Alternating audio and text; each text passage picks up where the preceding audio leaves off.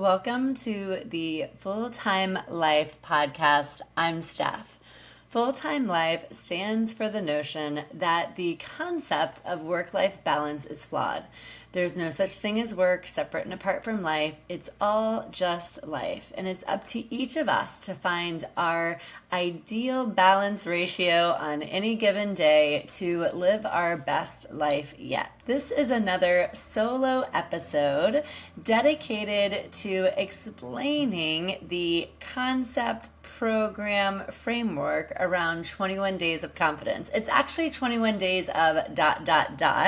You fill in the blank, but I'm calling it 21 days of confidence because once upon a time, a decade ago, I came up with this framework that transformed my life, and I want to share it here. The whole idea behind this year of magic that I had for myself was that every 21 days I would commit to a habit to do over and over again for 21 days. And then the next 21 days, I would do another one. And I want to share a little bit from that year, a little bit from how I use it now, and a step-by-step, easy-to-follow guide so you can try it for yourself. So let's begin. In my last episode, I touched on the beginnings of what it could look like if you begin a 21-day experiment of your own. It starts with a why, and my why at the time of doing this program for myself those many years ago was to become the best me possible.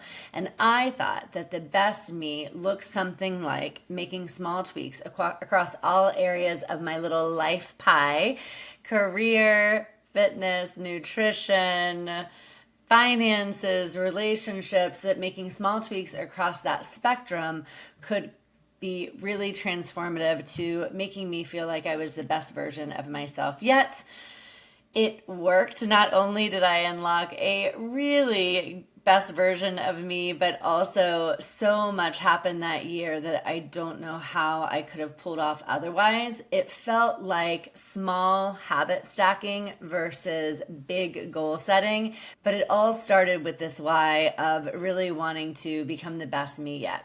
I want to say before I begin that you are enough just as you are. And this didn't come from a place of not enoughness. It never should. The best mindset to have going into this is that you are a masterpiece and a work in process at the same time. And so that is what this builds on. So it starts with a little bit of why, starting with your intention. I'm really big on intention. My intention for this year is magnetic and ease. Your intention may be something else, but that's really where it begins. It begins with an intention. From your intention, you move into your 21-day project. And that 21-day project is 21 days of ... and you choose your what. And I encouraged you in the last episode to choose something that is easy to say yes to and that makes sense for the situational awareness that you're in today. And I gave you some ideas on how to come up with your first 21 days and how to identify, define, clarify your minimum viable dose to set yourself up for success for that 21 days. In this episode, we're going to specifically talk about excusing your excuses.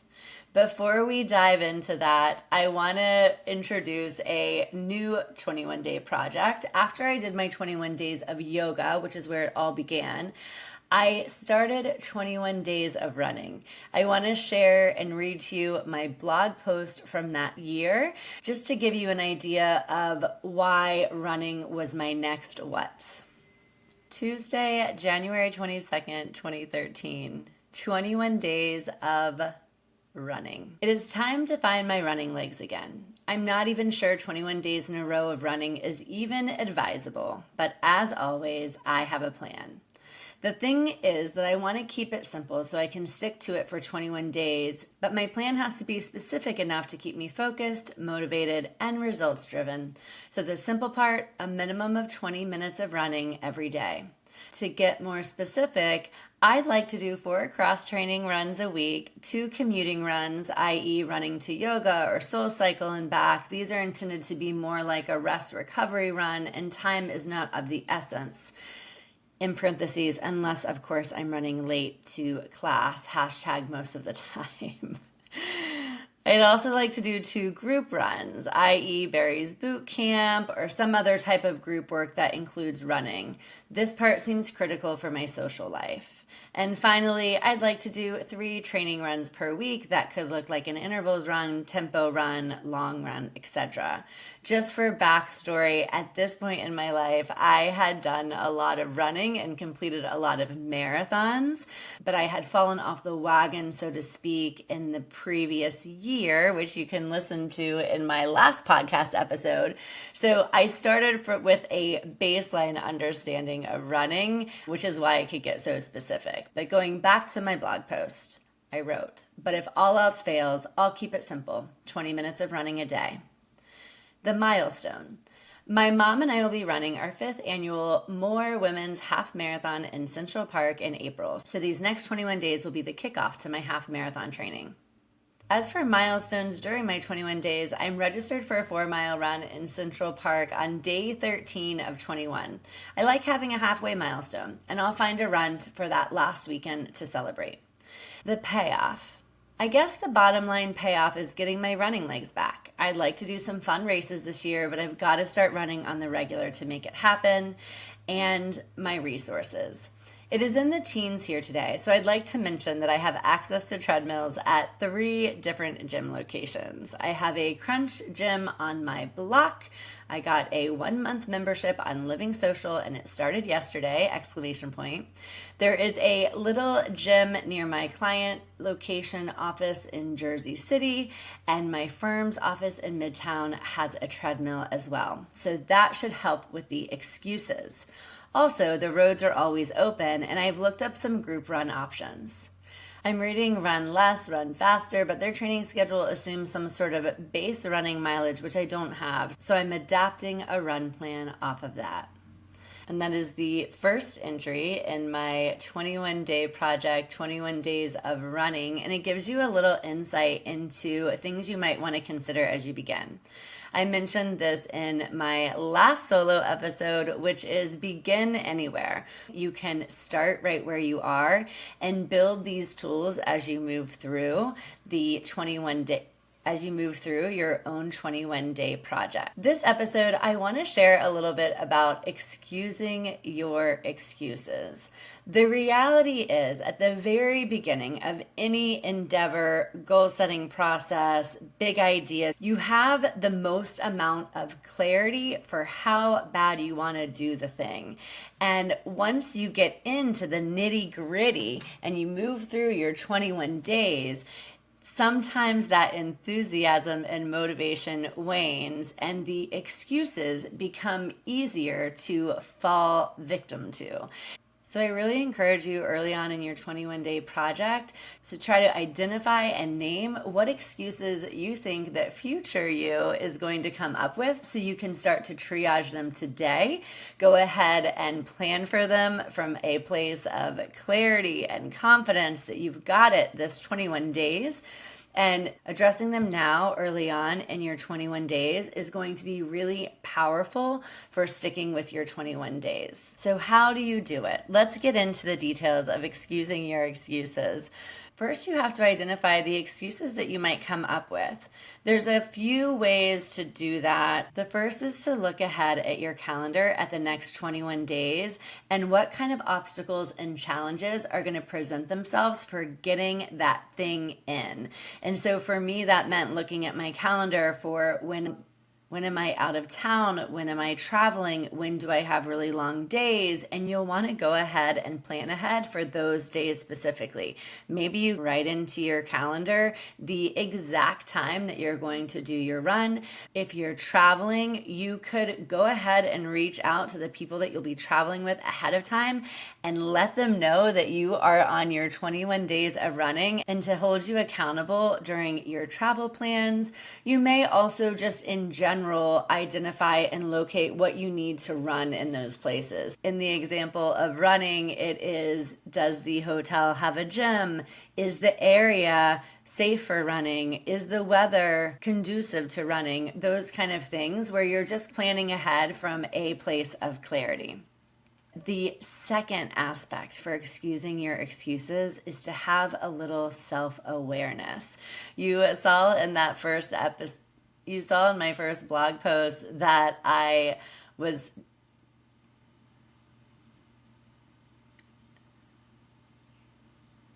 the second aspect that you'll want to tap into is your own self-awareness.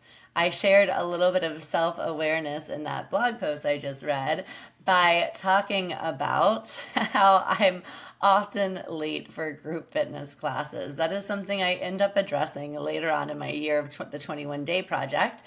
But that self-awareness is really important for this exercise. So essentially, when you're doing this self-awareness exercise, it is, what excuses do I think I'm going to come up with? What excuses do I think future me is going to come up with that may sabotage my 21 days project?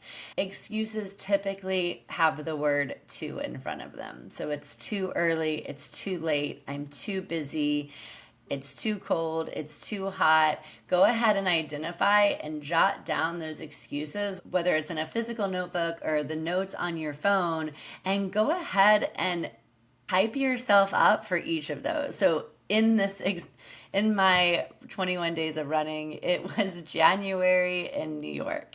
So too cold was definitely a concern. That might look something like this. If it's too cold, these are my options. Run on a treadmill, invest in cold weather running gear, enlist a run buddy to go with me, identify a destination to run to that would be really fun, that's going to overcome my it's too cold because the destination is going to be that great. Those are the things that you're identifying. Or if I'm too busy, here are my options. If my excuse is that I'm too tired, here are my options. And for things like I'm too tired, which actually did happen during my 21 days. It's very brutal on the body to run 21 days in a row. I would do run walk breaks, and I would just identify what that minimum viable dose of running is for 20 minutes. Maybe it was something like run for 2 minutes, walk for 1 minute, but I was still getting it in. Excusing your excuses, super powerful. Look at your calendar. That's going to be the easiest thing to do because it's an actual physically in your calendar, and you can identify, oh man, I'm traveling, I have an early flight, how am I going to get my 21 day project? And you go ahead and plan around that now and build it into your calendar. The second is a little more challenging. It requires you to have self-awareness, but have a little self-awareness on what are my most likely excuses and how can I triage or get in front of them now so that when I get to that excuse, I'm like, no, I thought of this and this is my plan. So just a little something to think about, especially as you move through a 21 day project of your own, of identifying those excuses ahead of time and coming up with solutions when you're nice and clear about what you want to do and why you want to do it, so that future you can go into your notes and be like, no, I already thought of this. This is what's going to happen. I addressed this on the last solo episode, but this idea of missing a day. The 21 Day Project is meant to be a commitment that you make to yourself, a commitment that you make and honor for yourself. That is ultimately what builds your confidence and transforms your life. But missing a day is not the end of the world. During my first 21 Day Project, 21 Days of Yoga, I did not miss a day.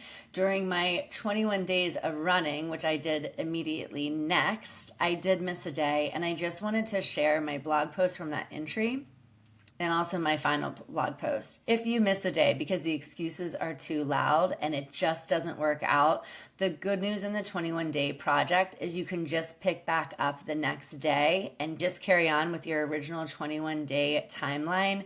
The one thing that you have to do if you miss a day is to pause and reflect and double down on your commitment to the 21 days. So don't sweep it under the rug. Don't say, oopsie daisy, I'll try again tomorrow. Reflect on what happened, double down on your commitment to 21 days, and carry on. And I just want to share a little bit about what that looked like that year. Saturday, February 2nd, 2013, I missed a day.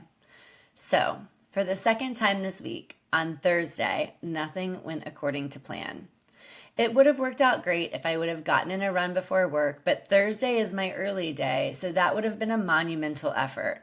Or if I had the foresight to pack gym clothes in my purse, that would have opened up some options. Nope. I got to the end of the day of unintended events and consequences, and my options were sweat it out on a late night run or talk it out with your New York bestie. And I chose the latter. For some reason, a huge glass of wine and a big bowl of mac and cheese and talking everything out with Anna was the very thing to solve all my problems. And so, Thursday I did not run. But then a strange thing happened. I desperately missed the run. And on Friday, instead of beating myself up about it, I just got back to the business of running. Like it was just what I meant to do. After work, I laced up my sneakers for a 3-mile tempo run. That blog post shares a little bit about the honesty of missing a day. Very questionable choices looking back, but I did what I needed to do at that time and I moved on and I picked it back up. Sometimes just acknowledging that you didn't do the thing that you wanted to do, but you still want to commit to your 21 days can be just the thing. And to assure you that all was not lost, I wanted to share my final blog post with you, which was 21 Days Thoughts from the Run. Yesterday was day 21 with 6 exclamation points. And there is a photo of run number 20, me at a hotel gym in Denver after work. What I loved about it. I loved that I found my running legs again. I loved an excuse to wear all my winter running gear.